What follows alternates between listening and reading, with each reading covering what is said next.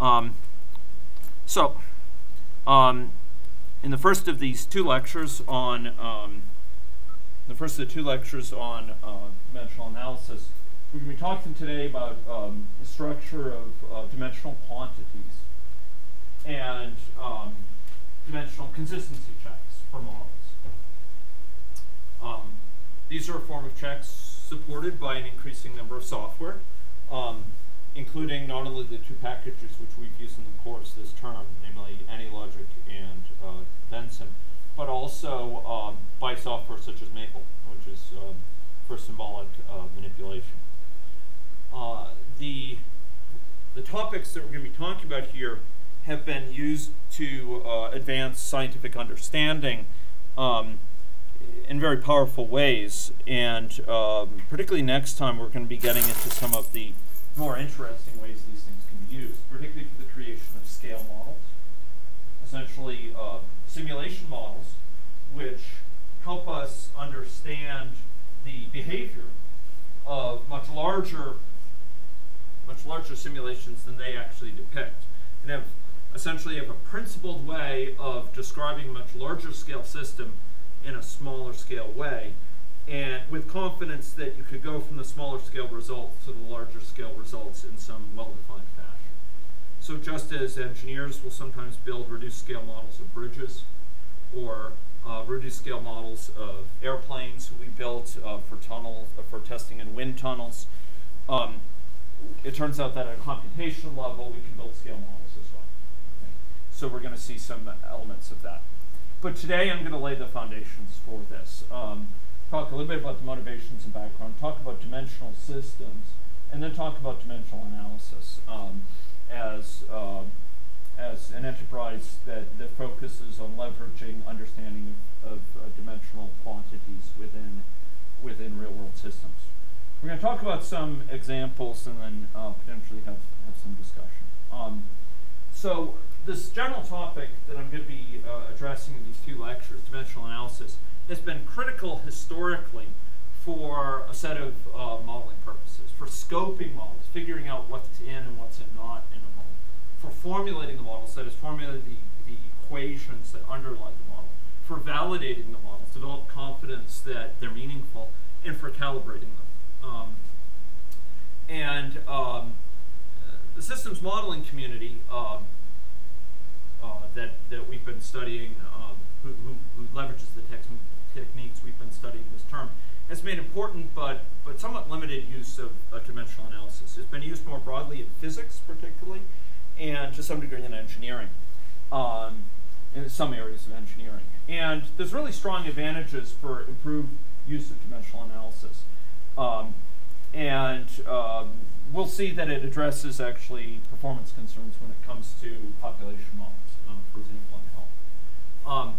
So a couple ways that dimensional analysis can help you in modeling is preventing common mistakes, so spotting models that are nonsense because of dimensionality problems, or dimensional use that are inconsistent, doing things like adding meters per second to meters per year, something along those lines, or even worse, adding meters per second to meters, things that are either numerically incorrect or semantically meaningless.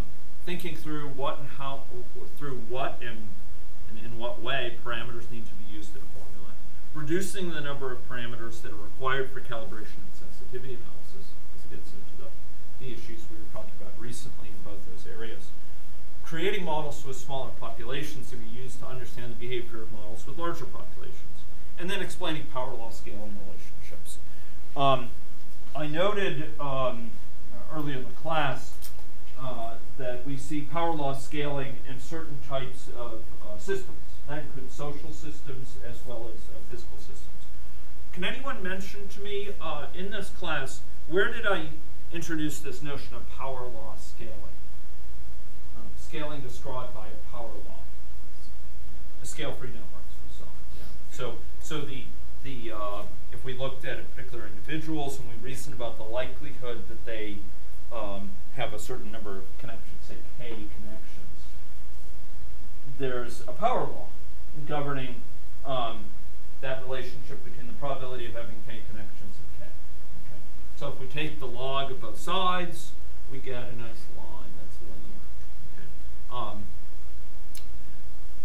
So we're going to be seeing how those actually pop out at this sort of analysis. And if you look at larger scale databases of the sort that are increasingly being collected, you find power law scaling popping out at many places. And a lot of the times it's because of dimensional issues, the dimensional structure of the underlying system.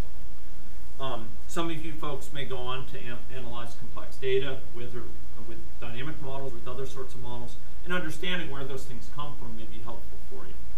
Okay, so to lay the groundwork for this, I'm going to introduce some terms. I introduced the term dimensions to describe semantic categories of quantities. So, for example, they'll describe that a quantity describes a length, or a weight, or a pressure, an acceleration. These describe the sort of semantic nature of the quantity in the world that it's characterizing. Turns out these are human conventions. So in some analyses, we may, for example, distinguish subcategories of some of these things. But these are common ones in any case. Length, weight. If we were dealing with human social systems, we might have person described as a category. In other cases, we might choose to describe subclasses of persons, like male and female, as different semantic categories associated with it. It turns out there's choice there. So we think about dimensional systems. They're something we elect to impose upon the world.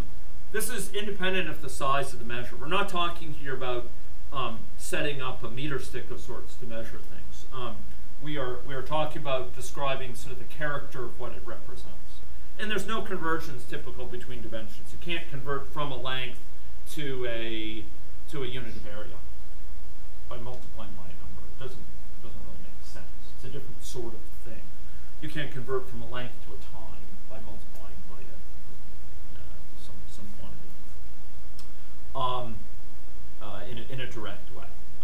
It's only in a relationship involving speed or what have you that will allow you to go from one to the other. But for a given quantity, it is one or the other. So a given quantity is a unique dimension associated with it. Now, units describe references used in performing a measurement of a certain dimension.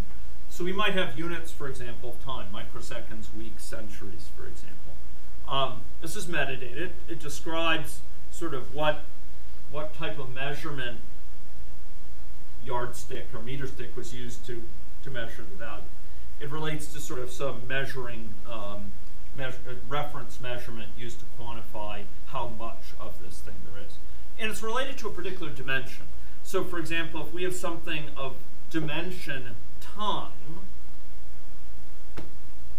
we might then quantify it in units of microseconds or weeks. If we had something of dimension length, we might quantify it in feet or meters or kilometers or light years or what have you. These are different ways, different reference lengths that we could use to quantify how much length there is in it. Okay. Now here, in contrast to dimensions, we can go between different units of a given dimension with conversion constants. So we can go from a thing measured in meters to a thing measured in feet, or go from a kilogram to pounds or what have you by multiplication by certain quantities. Okay, so there's certain constants that will express those relationships. And generally, a given quantity can be expressed using many units. So if you ask me, how far am I from my house as the crow flies, I could express that to you in any number of different unit systems. It has one length. It has one dimension associated with it within a given dimensional system, dimension of length, say. And it turns out even dimensionless quantities, as we'll see, can have units. Dimensionless, again, is a misnomer. It means quantities of a special type of dimension that involves a certain independence of units involved. But we can measure, for example, angles in radians or in degrees, which is interesting. Okay, so here are some units. Frequency, for example, the dimension would be 1 over time. The units would be 1 over year, 1 over second, or what. So 1 per second, 1 per year. That might measure the frequency, how frequently something is occurring. This might be how frequently, a wing beat of a mosquito occurs at. It might be the frequency with which a new patient is walking through the door of an emergency room. All these can be quantified as frequencies. It has a well-defined time, but we can choose units to describe it. Right? Make sense? Angle, this is dimensionless. But it can be measured in radians, degrees, etc. Distances, dimension here would be length. Common dimension would be length, but units would be meters, fathoms, parsecs, li, what have you. Dimensional systems here are synthetic quantities. We create a dimensional system. And often when we're performing a problem with dimensional analysis, we want to choose a dimensional system that's helpful. And there's whole books written about dimensional analysis that will make suggestions sometimes as to when to use different sorts of dimensional systems. And it's quite an interesting area about how to choose your dimensional systems. A dimensional system can have as few as 1 and potentially arbitrary many dimensions. It turns out there's some trade-offs as you increase the number of dimensions or decrease them. Too many dimensions limits the strength of dimensional analysis. Too few results in excessive overloading of identical dimensions for physically distinct sort of quantities. Okay, so if we have this sort of conceptual structure of dimensions, we can think of a given quantity, say a measurement that's in your model or in a program that you create. Maybe it's in a MATLAB computation. Maybe it's inside an AnyLogic model as a parameter. Conceptually, it has a value, which can be expressed numerically. But then it also has a set of dimensions associated with it. And we'll talk about what I mean by a set of dimensions. It will also typically have a set of units associated with it that are dependent on the dimensions. They need to be consistent with the dimensions, but that specify with what yardstick, so to speak, with what meter stick it's been measured. Okay. With what reference it's been measured. Okay, so a given quantity's dimensions can be represented as products of powers of reference dimensions. So suppose we have a model, for example, of people, time, money, and length in it. Could have area as well. Incidence might be person per time, and we could express this as person to the 1 power times time to the -1, right? P over T. But to really be explicit about it, what this further involves is dollars to the 0 power, time to the -1, p to the 1, and L to the 0. These quantities, simply to the 0 power, doesn't depend on them at all. Does that make sense, people? Cash flow would be dollars per time, and if we wanted to canonicalize it, would be dollars to the 1, t to the -1, p to the 0, L to the 0. Here, you'll notice, for quantities, for dimensions on which the quantity does not depend, we'll give a notion of dependence in a minute here, it's the 0 power. And that will have implications for unit conversions, for example. So this is dollars per unit time, and there's no dependence on person or length, for example. Make sense? Okay. Office space cost. Dollars per unit area per time. I think in Saskatoon they still measured as dollar per square foot, if I'm not mistaken. I don't know why. I thought the metric system was universal in Canada, but for some reason in real estate it's still per square foot. But in dimensional terms anyway, it's dollars per unit time per length squared. Length squared being what's of course associated with area. So we can kind of canonicalize this. And what you'll notice is that the dimensions or units associated with a quantity can be represented as products of powers. This is what I mean by powers. These are the powers in the exponents, and these are the reference dimensions. Does that make sense? People comfortable with that? Okay. And we could think of this, the dimension, or indeed the units associated with a given quantity, units being sort of more specific about what's the reference for measuring it. These are vectors in a d-dimensional space, d being the number of reference dimensions. Do you see that?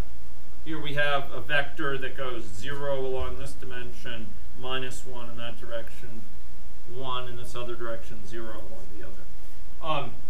And it turns out that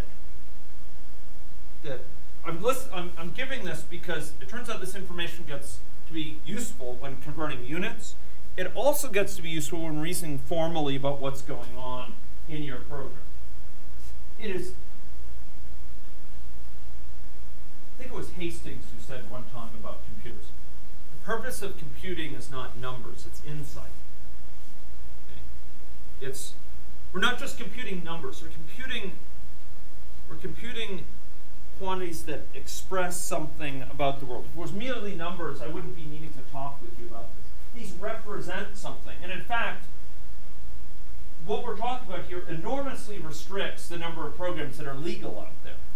It enormously restricts the number of models that are legal. What this is pointing us to is a rigorous sort of circumscribing about what a legitimate model is, or what a reasonable model is. It really rules out a lot of models out there. And you will find, ladies and gentlemen, that if you really appreciate this, you'll find, as you go through the literature, cases of, for example, statistical models that are nonsensical, that are not dimensionally consistent. You will sometimes find simulation models that are not dimensionally consistent. And you can dismiss those essentially as computing nonsense. It computes numbers, sure, but they don't mean it. They're full of sound and fury signifying nothing. So here's dimensional space. So if we have only 2 dimensions, which I've illustrated for convenience here, we might have one dimension associated with powers of length and one associated with powers of time. So length being one dimension and time being another. Or I could only draw it in 4 space. Here we have a quantity, for example, which might be area divided by time squared, right? So this might be associated with, so this is length over time squared, for example. And here we might have essentially an acceleration component of it. And in this other case, we have length per time squared. Again, associated perhaps with covering some unit distance in terms of an acceleration. So here we might denote, for example, space in several axes, and we could have quantities here which are along these axes according to their dimensions, time, length, for example, and then the length of the line is the value of the quantity. So we might, for example, have 2 meters per second of velocity, and this would be -1 in terms of the sort of length coordinate, in terms of the time coordinate, and 1 in terms of the meter coordinate. So I guess that's out here, and hence and 2 units out here. So it's 2 meters per second. So we could give a geometric interpretation to dimensional quantities according to their associated dimensions, and indeed, if we extended an additional thing, the size of the value. Does that make sense to people? People okay with that? Okay. Okay. Now let's see where these things come in. So this product of powers view is going to follow us through both these lectures. Okay. It's extremely important to understand what I'm going to be discussing. And one of the first places that it helps is in reasoning about unit conversions. Okay? So it turns out the exponents for dimensions dictate the numerical value scaling required by unit conversion. So when I say the exponents associated with these dimensions, so I'm talking about these exponents here that are associated with each of these successive dimensions. Okay. So consider, for example, if we have a situation where we have dollars per linear foot, you might have that for chain link fence, or you might have it for 2x4s or something like that. Might have it for wire. And versus the situation where we have another quantity y, which is dollars per square foot. You might have for real estate or something like that for a monthly rent. Now suppose we want to convert our units of length from feet to meters. Okay. So the ways in which we measure length. So here we're going to have a different conversion, sort of coefficient associated with each of these. Okay.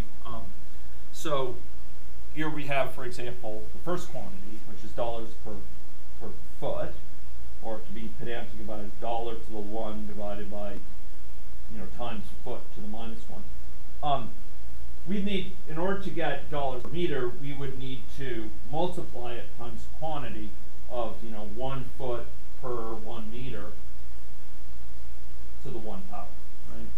Why would we multiply it by this? Well, this foot would, in the second term here, would cancel this foot in the first term, so we'd have dollars per meter, and so we get about $3.28 per meter.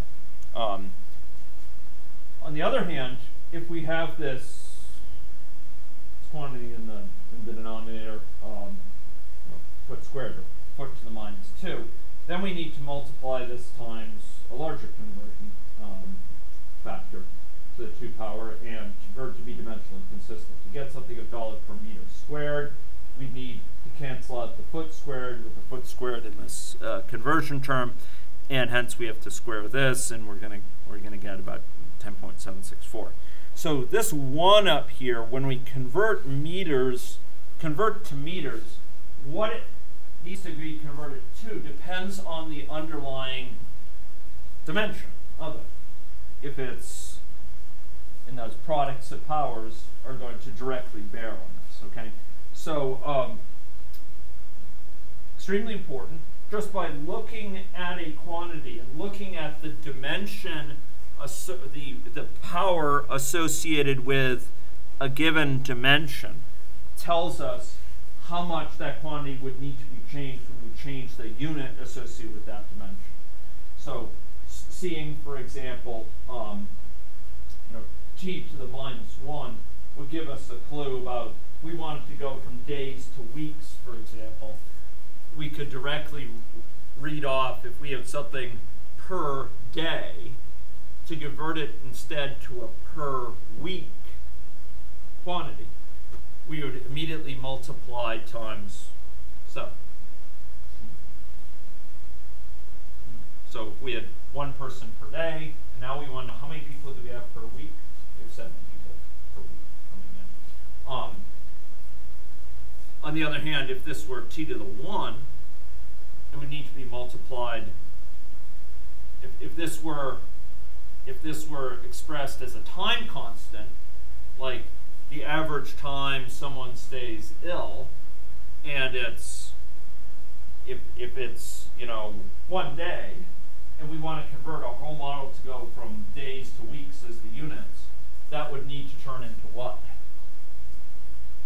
How much in terms of weeks?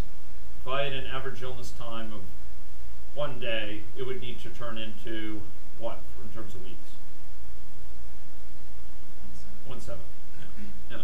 So immediately by looking at this dimension, I actually know how to convert. If I convert that, the dimension immediately tells me, associated with the quantity, tells me how much that dimension would change if I were to switch the units associated with that dimension. Does that make sense to people? The exponent associated with the dimension would tell us how much the quantity would have to change. In other words, the coefficient we need to multiply in front of the quantity to convert it to these other units. So I tell you that that's completely determined by the exponent. Particularly in the case of days to weeks, you know, it would be essentially,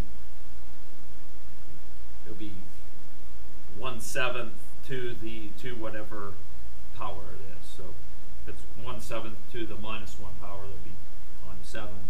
If it's 1/7 to the 1 power, it'd be 1/7. Okay, so these exponents tell us exactly how much we need to multiply by. So let me ask this. Riddle me this, folks. So suppose we're dealing with a situation where we have a quantity whose exponent has a 0 in it. So it's not t to the -1, it's not t to the 1. It's a quantity which has a 0 in it.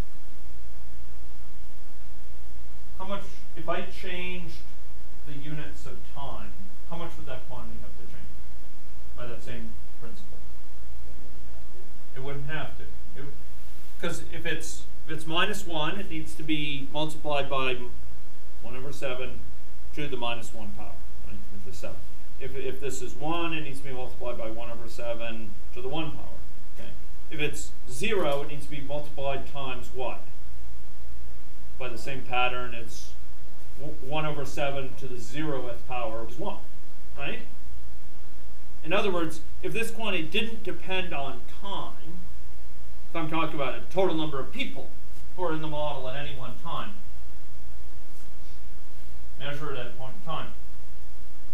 If I want to measure time differently, that won't change the number of people who are in the model. Say at the initial time, it's not going to change the number who are there. So if there's no dependence of a quantity on the units, it stands to reason that you change the unit, you don't have to change the quantity, right? Does that make sense?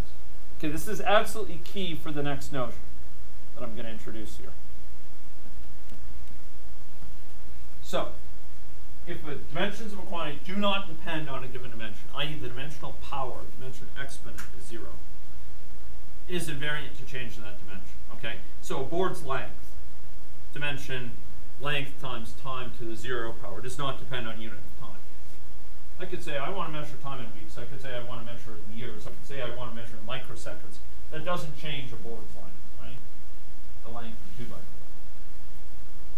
It's fine. Okay, this is going to matter a lot in what's coming up. Okay, so there's a set of quantities that are out there that we can express them as a product of powers, but all the exponents are 0 of those powers. And we call those of unit dimension. Okay? So it would be as if we had something like this. We had person per unit time. We have, you know, these product of powers. We have cash flow, these product of powers. We have office space costs. We have these product of powers. And then if I were to ask you, what is the product of powers associated with the fraction of this floor that's covered by furniture? Well, you might say, well, it's length squared divided by length squared. In other words, L to the 0, right? And there's no dependence in dollars. It's dollar to the 0, T to the 0, P to the 0, L to the 0. That is what would be called, ladies and gentlemen, a unit dimension quantity. Now, the important thing here is that to recognize, again, that if the dimensions of quantities do not depend on a given dimension, it's invariant to changing the dimensions. Okay? So if that exponent directly tells us how we have to change that numerical value when we change the unit. So if all the exponents are 0, what does this tell us about changing the units with respect to these quantities? How will changing our units affect the values of these quantities? It will not. They're invariant to units. Now, that's not a superficial fact. That's a deep fact. These are quantities which don't depend on our unit system. Okay, they're quantities which are independent of our unit system, and the vagaries of what we happen to choose as our yardsticks. Okay? Now, these quantities are, for historic reasons, often called dimensionless, but this is a misnomer, just like we say, you know, this certain thing is lengthless. It has a length. It has length of 0. It has 0 length. We should really call these, to be clear, a unit dimension, but I'm going to lapse sometime into calling them dimensionless, okay? Because it's a very common term for them. You just have to realize that they do have a dimension. The dimension is 0 has 0 exponent with respect to each of the dimensions. Okay. So a dimensionless quantity holds the same values regardless of the measurement system. Does that make sense? The exponents associated with that quantity are all 0. Right. So we saw this earlier. The exponents associated with these quantities, and we saw how the exponents associated with a given quantity exactly determined the conversion coefficient. Right? Exactly determined it. We could know exactly how it needed to be changed. That conversion coefficient is just raised to the appropriate power there, and in this case, it's raised to 0 power, so it will not change. Okay. Maintains the same numeric values regardless of the measurement system. For example, take a fraction. Fraction of this room area, fraction of this class devoted to the lecture, fraction of this, fraction of the planet covered by water, what have you, the surface area of the planet covered by water.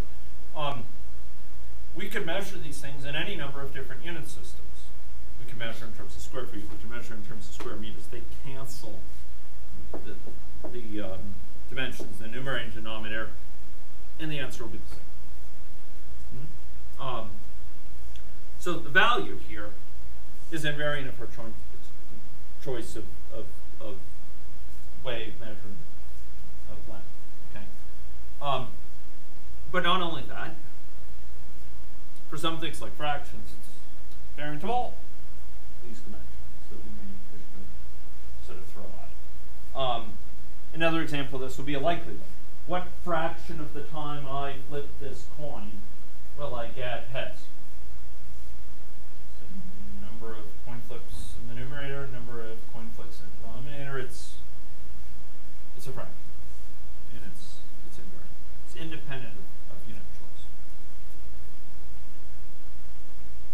Now, that has some practical consequences that are rather nice. So suppose you built a model, and the quantities in the model were expressed in dimensionless terms. Put aside disbelief for a moment. Imagine that you could build a model like that. Well, that's rather nice. I mean, you could choose later in the yardstick you wish to impose to measure some of the outputs, for example, and you wouldn't have to go change the values of those parameters. It would all just work. And it turns out that often we have exactly that choice when we build models. One of my early formative experiences, my earliest days of modeling, back when you folks were not yet specs in the cosmic eye, I was working with a computational physicist, and we defined a little model. He said, he said, we physicists, we would describe it in dimensionless terms. So instead of dealing with count of people who are infected, you deal with fraction of populations. And it doesn't matter if you're talking about a large population, small population, you're reasoning in sort of a dimensionless way. It doesn't matter if you count people at thousands or a single person. It's independent of that. And that made me think at the time. And it wasn't until later I really went back and looked into these quantities. It turns out it's actually a very, very deep issue. We can build models that are more robust in a way by including these quantities. But more deeply, it turns out that it tells us something about how the world works. That's deeper. It's the world's functioning. The ways in which we characterize the world must be amenable to description in a dimensionless fashion, a way that doesn't depend on the vagaries of our So often within our models, within our programs that we use, we make the mistake of essentially treating all quantities as dimensionals. Just treating all quantities as if they can be combined willy-nilly. You have two dimensionless quantities. Let me put it this way. If you have two quantities of the same dimension, same units, you can always add them, right? Fine. You can add them. Two lengths, add them together. Two lengths measured in meters, you can add them together. Day length measured in meters. If you have dimensionless quantities, you can add them together. That's fine. And often within our programs, within our models, we make the mistake of not distinguishing between dimensions. And frankly, that's like treating all the quantities as dimensionless. They can all be intermingled in sort of seamless abandon. Sort of like that code we were looking at last class. And it's just asking for trouble. We are not taking advantage of the fact that there are these natural divisions, so these things that should catch silly things within our models. We're throwing away all the dimensional information within our models often. And we don't have to do that. We can aspire to something better. We can aspire to higher quality. So there's a number of big ways that dimensional analysis of the sort we've been starting to talk about can help you model. We'll be talking about these. The first is just to prevent common mistakes. Spotting models that are nonsense because of dimensional inconsistency. And this happens at huge amounts. This is not a modern issue. This is not a, once in a blue moon someone makes a mistake. This is really common. Arguably, it's the most common beginner's mistake with models. Particularly stop and flow models, also agent-based models. Just silly oversights. Sometimes some people don't even realize they add the stock to a flow without even realizing that they're talking about dimensionally different quantities, and they get out meaningless results. So that's one. Second thing is thinking through what and how parameters need to be used in a formula. And this is extremely. There's beautiful models, particularly in the physics area, that have been formulated just by reflection about the dimensional structure of the quantities. You figure out how must the pendulum depend on the length. What's the nature of that relationship? There's amazing things you can do with just a little bit of data once you reason about dimension. Reasoning about the number of parameters required for calibration and parameterization. By understanding dimensional quantities and using dimensionless quantities, we can reduce the number of the size of this parameter space. And that matters. Going from a three-dimensional to a two-dimensional search space can have a huge impact on how long it takes something to convert. How many dimensions we need to look at in sensitivity analysis. Creating models for smaller populations can be used to understand the behavior of models with larger populations. This is all your scale modeling. And then finally explaining power law scaling relationships. Okay. So we're going to talk about some of these things. The first is this. So I talked last time about consider a stock and its inflow. Going back to system dynamics. For any inflow, we must have the dimensions of the flow, or units of the flow, equal to the units of the stock divided by time. I explained some intuition for that last time. Remind me, why is this? Why does this have to be the case?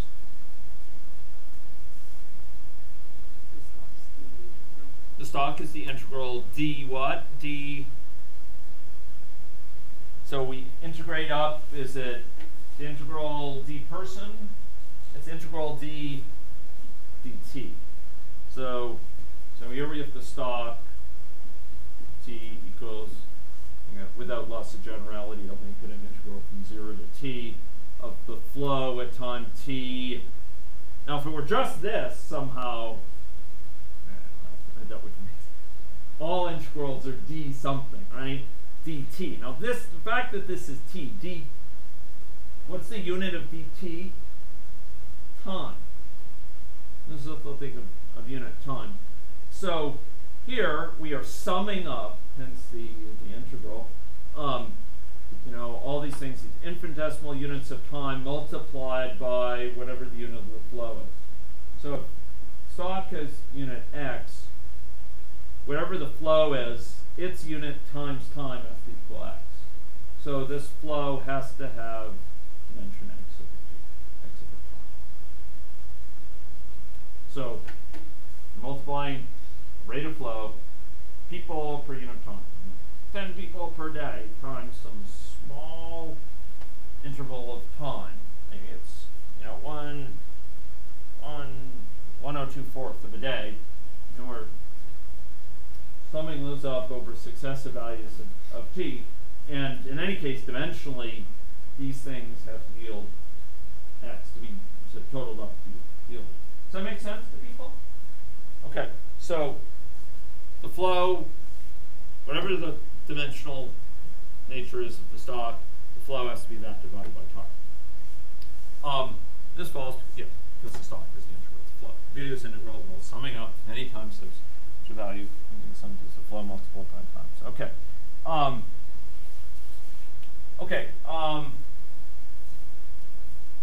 Now, one recurrent thing you do get is that people will do things like they will subtract the stock, a flow from the stock. They'll say, if the stock minus the flow is less than 0, then indicate this in the model or something like that, to indicate when it's exhausted. And they may get that working for a given choice of time step, for example, in a model, given choice of dt, so to speak. But as soon as you change dt, it can break. So let's talk about the dimension associated with the quantity. When you're thinking through a variable in a model, you want to be thinking about what its dimensions in.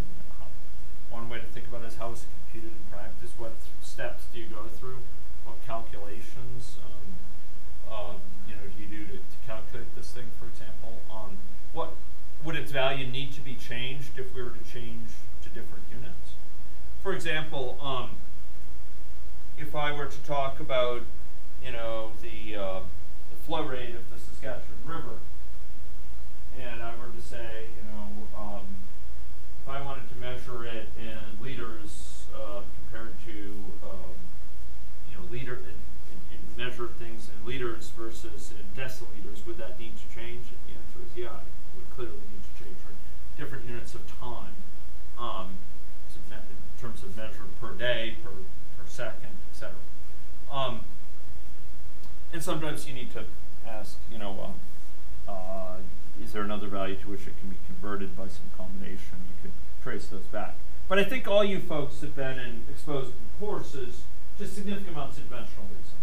And this is very common within basic engineering and physics calculations to capture these sort of quantities. It is unfortunately rare, and in my mind shockingly rare, in computer disciplines to use these sort of quantities. I don't know how many people here have used dimensional quantities explicitly at any computer class you previously did. Yeah, I think unless computer scientists are from engineering background, unfortunately a lot of this gets missed, and it is a huge missed opportunity because again, the purpose of computing is not numbers, it's insight. And if the computers are computing in terms of quantities that represent something meaningful, they have dimensions associated with them typically. And we will miss important problems if we're not paying attention to those quantities. Okay, now people have written whole books about how do you compute consistently with dimensional quantities. The good news here, ladies and gentlemen, is that it's completely straightforward. You just have to carry around some additional information. Okay? You're going to perform the same basic operations as on the numeric quantities, but using dimensions instead. So when you add two numbers, you're going to actually just retain the same dimensions. You can think of it as adding dimensions that yield the same dimension. When you multiply two numbers, you're going to be multiplying the associated dimension. Dividing two numbers, dividing by the same dimensions. However, there are some exceptions. So, for example, if you have e to some quantity, let's call it a,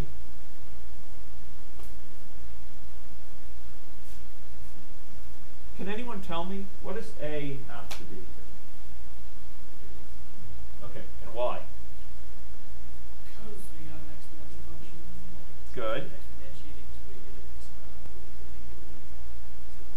Okay, and why? Could we explain why that is? Could anyone express e to the a as? Good.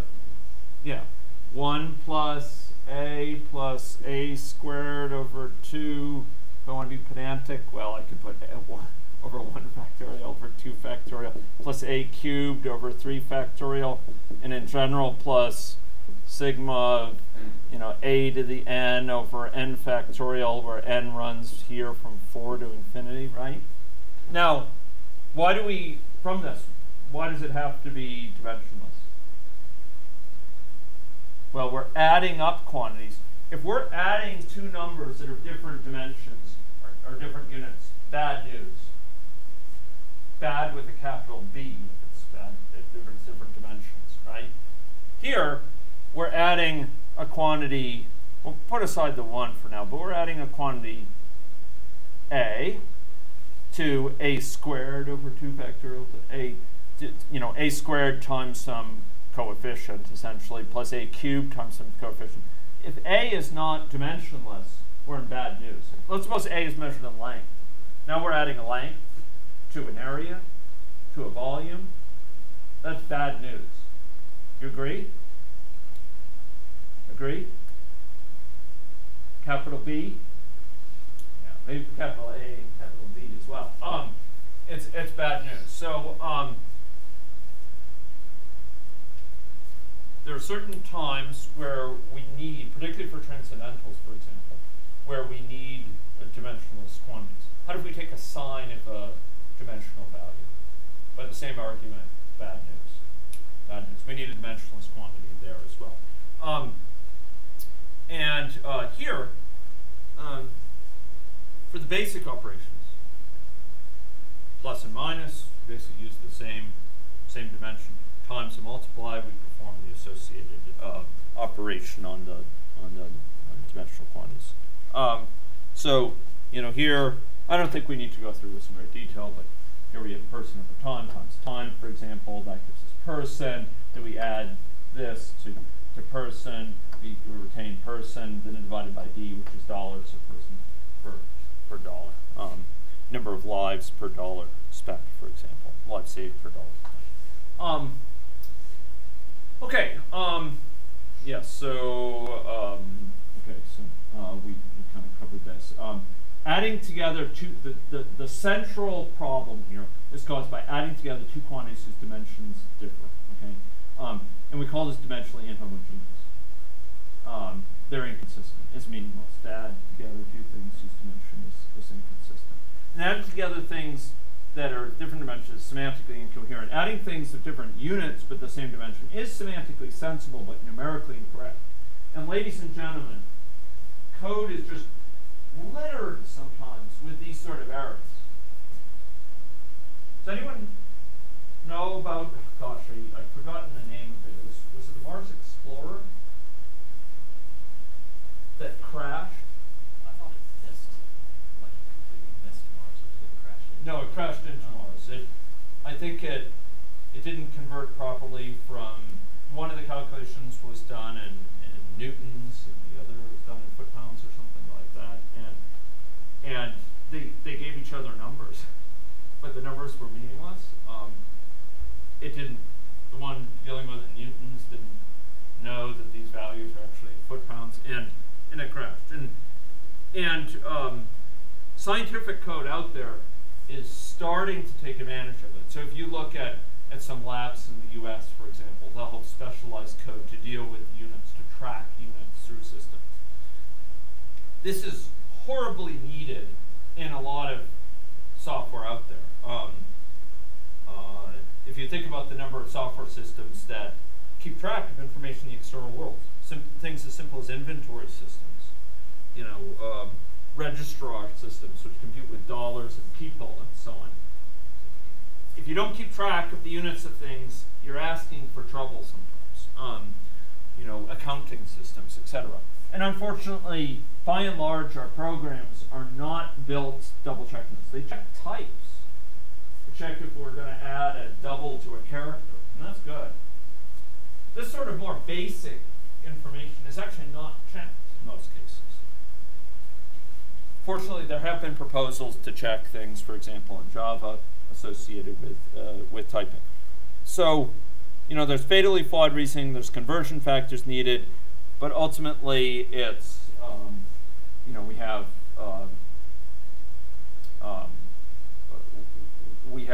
grave errors sometimes calculated. So to convert, you know, we need to convert these sort of things. So if we want to add a second to a minute, for example, we have to have a conversion constant to go from 60 seconds to minutes, and that will allow us to convert this 1 minute into 60 seconds, and then we can add. Make sense? Okay. So many common modeling errors. A shocking number are dimensional errors. We talked about one, saying the value of a flow equals the value of stock. Meaningless. Meaningless. Subtracting a flow from stock. Comparing a stock and flow values. Is this stock bigger than this flow? For a flow, multiplying rather than dividing by the value of a stock, multiplying the value of a stock by a time constant. In the final exam,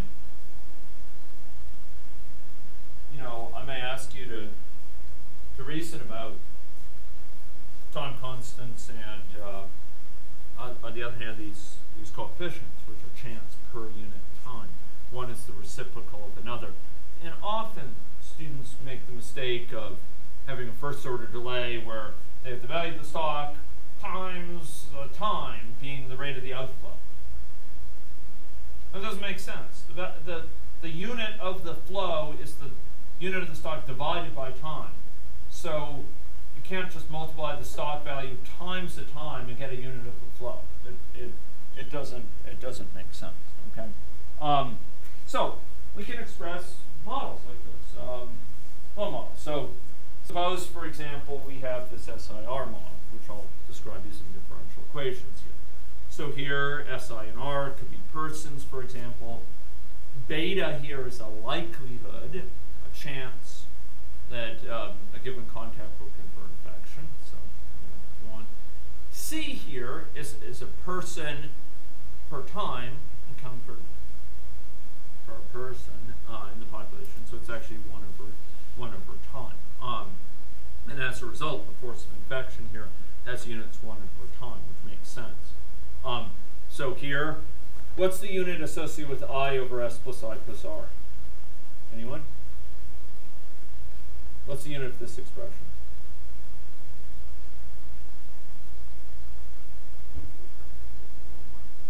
Sorry? Or 1, yeah. So unit dimension. Beta is 1. It's a likelihood.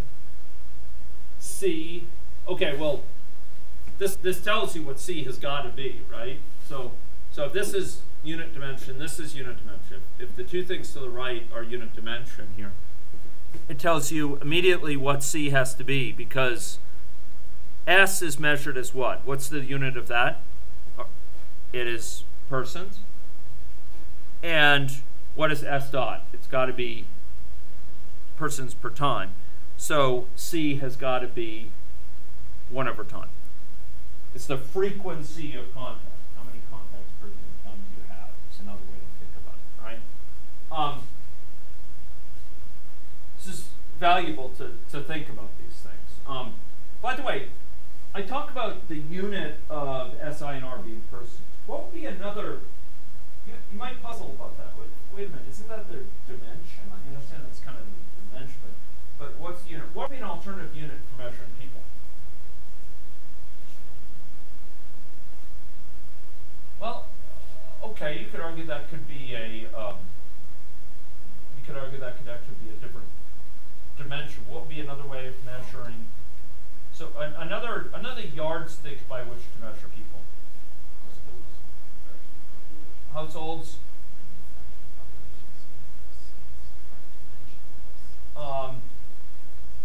But if I wanted to say Saskatoon's population is such and such large, I could actually quantify it in something other than persons. Households would be a good one, actually.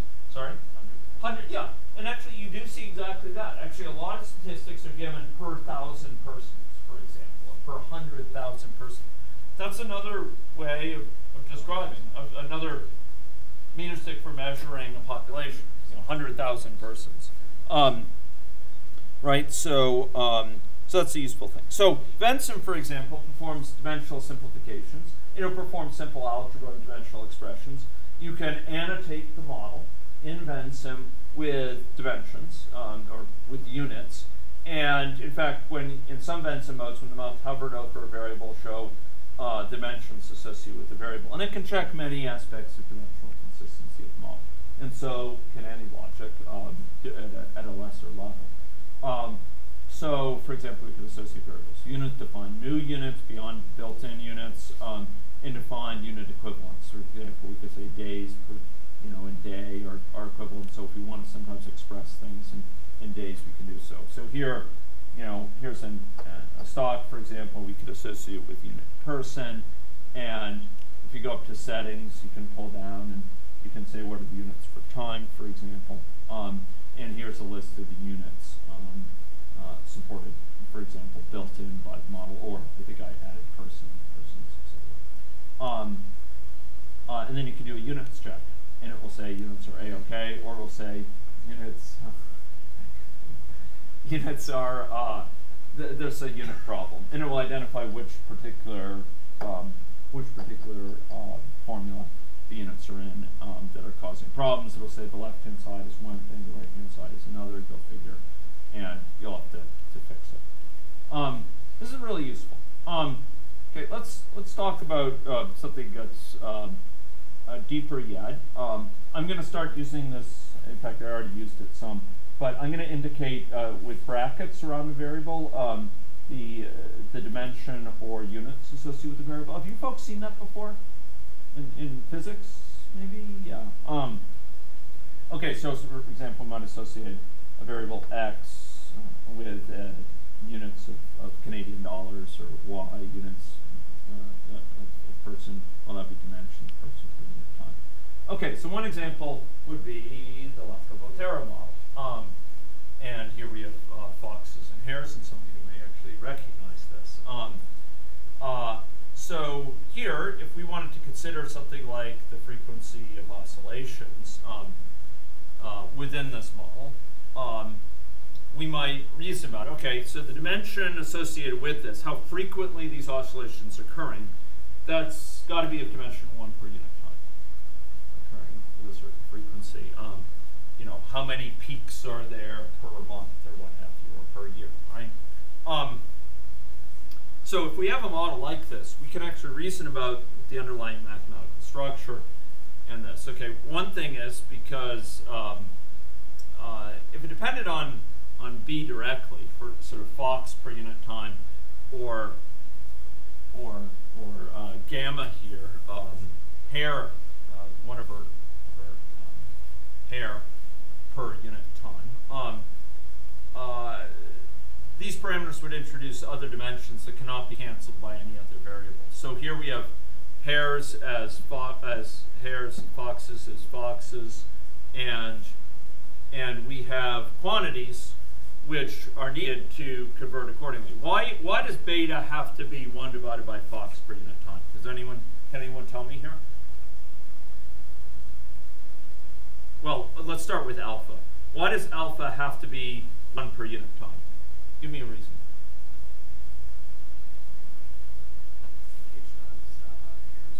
Exactly. H dot is, yeah. And so alpha times h have to be hares per unit time, so alpha has to be 1 over time. Does that make sense? Similarly, beta, why does it have to be 1 divided by fox times time?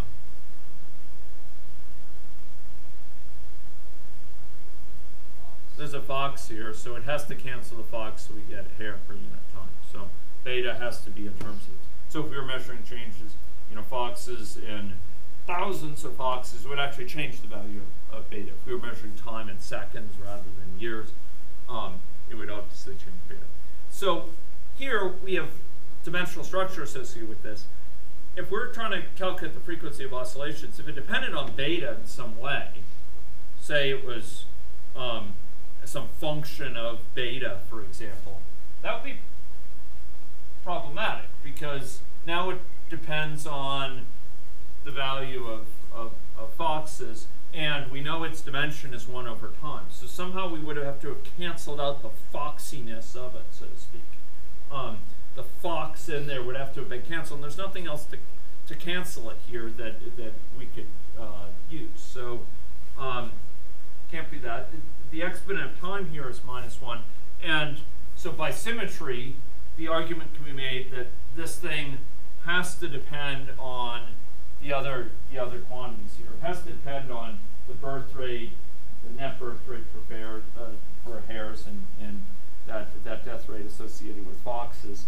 And by symmetry, it has to depend on both of these. There's a symmetry here in the sense that both of these are HF terms, but we have this sort of minus. This is on the minus side here, on the plus side here, and this in fact turns out to be the correct dependence. This is of units 1 over time. Why? Because these two things are 1 over time. Multiplying times the other, it's 1 over time squared. Take the square root, it's 1 over time, and it captures the underlying symmetry of these equations. So here we have a situation where we can basically argue that it's independent of these quantities and depends only on these purely through dimensional considerations. Now, I'm not expressing this very well, but people have made whole careers out of their ability to analyze things like this. To see through a problem and say, no, wait a minute, I don't actually need data for this. I know what it must depend on just because of the units involved. Another classic example is pendulum. So the idea here is the length is d, the mass is m, the gravitational acceleration is length per unit per time squared. And the dependent variable, maybe we're interested in, is the period of oscillation times between the extrema associated with it, or time between when it reaches its bottom point, which is of length time. Since the dimension of no other quantity can cancel mass here, the formula for t must not depend on m, is the idea. T can't depend on m, or else we wouldn't be able to get time out. And so it can only depend on two things, the sort of d and g. And to depend on them, to give the dimension time, it has to be proportional. Look, you've got time squared here, right? And here we have, and so we're going to need to have a square root involved in this. And here we have g with length per unit time, and d is the length of the pendulum. So to have those lengths cancel, it needs, because there's no length in this period of oscillation we're interested in. So to get period of oscillation alone, we have to have square root of d over g.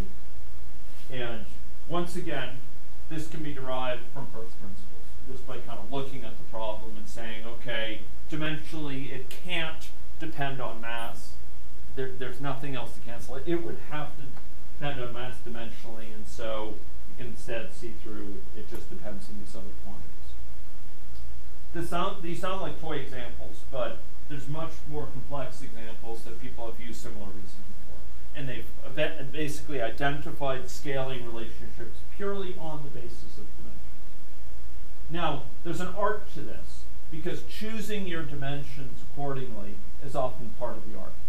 And sometimes, for example, people will term as different dimensions lengths in different directions or something along those lines. So they'll actually choose artfully their dimensions so that they can use one of these arguments about cancellation and get out an appropriate formula. This is an art which is much less common now. I'm not sure if it's totally disappearing, but it's far less common now that we have computational tools and so on. But in terms of raw insight, it's provided a tremendous amount in the history of science, of sort of people being able to derive these scaling relationships on the basis of this. Okay, so I think I am going to just introduce this next component. And what I'm going to be talking about, and this is going to take us through the deepest part of it. So I just want to introduce it, put out the initial ideas, and then we're going to break till Thursday when we'll go into some of the heavy lifting. There's something called the Buckingham Pi theorem, okay? And this theorem posits, and it's readily provable, it can be easily proven, that any dimensionally homogeneous equation, in other words, any dimensionally consistent equation, any dimensionally sensible equation that involves n variables in k dimensions can be re-expressed as the same system, same constituent relationships, in fewer number of dimensionless variables. Okay, so we can take a system, say it's a differential equation system, maybe it's an agent-based model. We can actually express it with fewer parameters using dimensionless parameters alone, as long as the original system is dimensionally consistent. Okay. And you could argue that there's kind of an equivalence class, as it were, of dimensionally similar systems that share the same constituent equations and identical values for each dimensionless variable, even though they have different particular values associated with the original parameters. The dimensionless quantities that really govern the underlying system have the same values.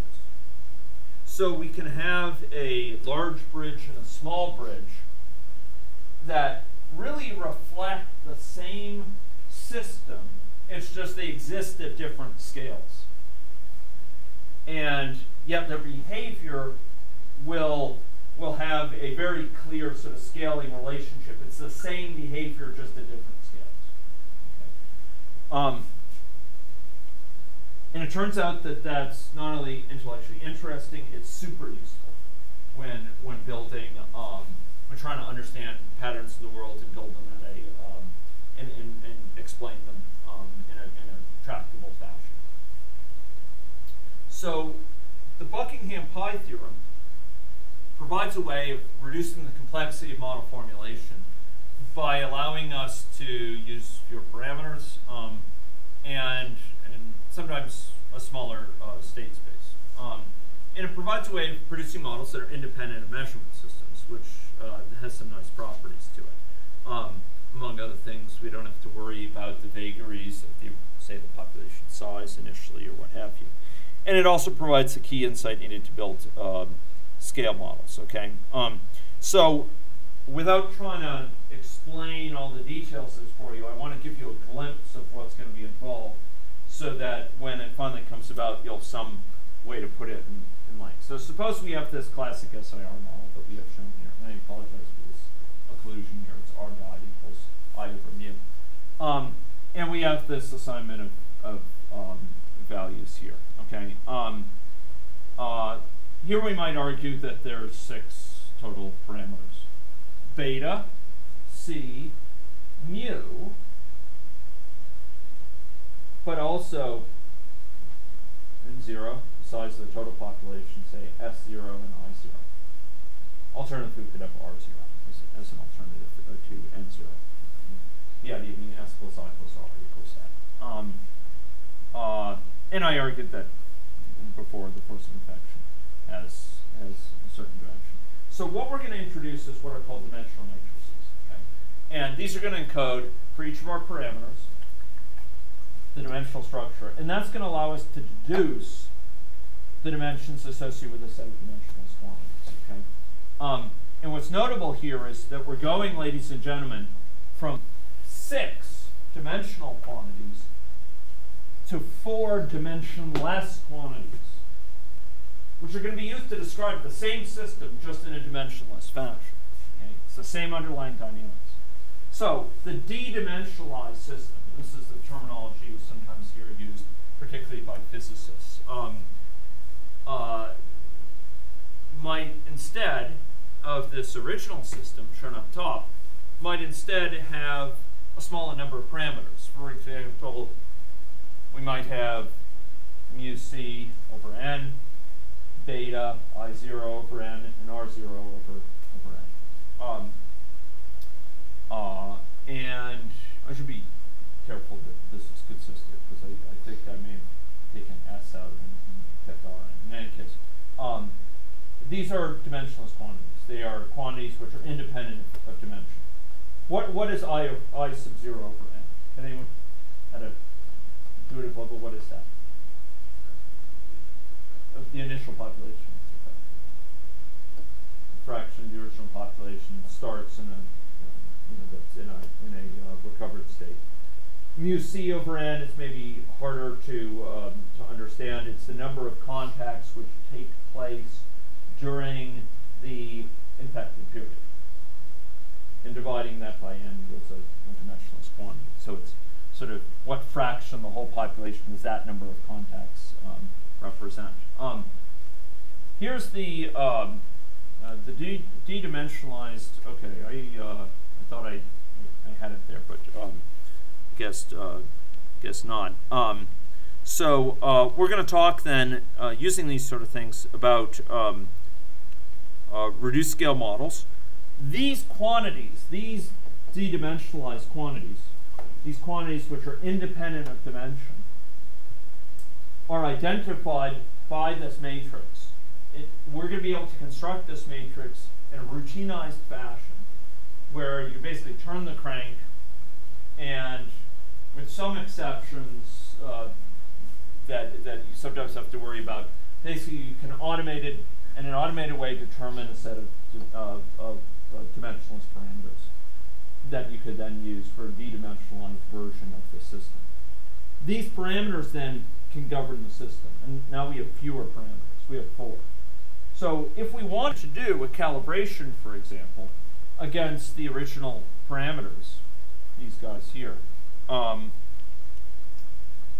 we would do so in 6 dimensions.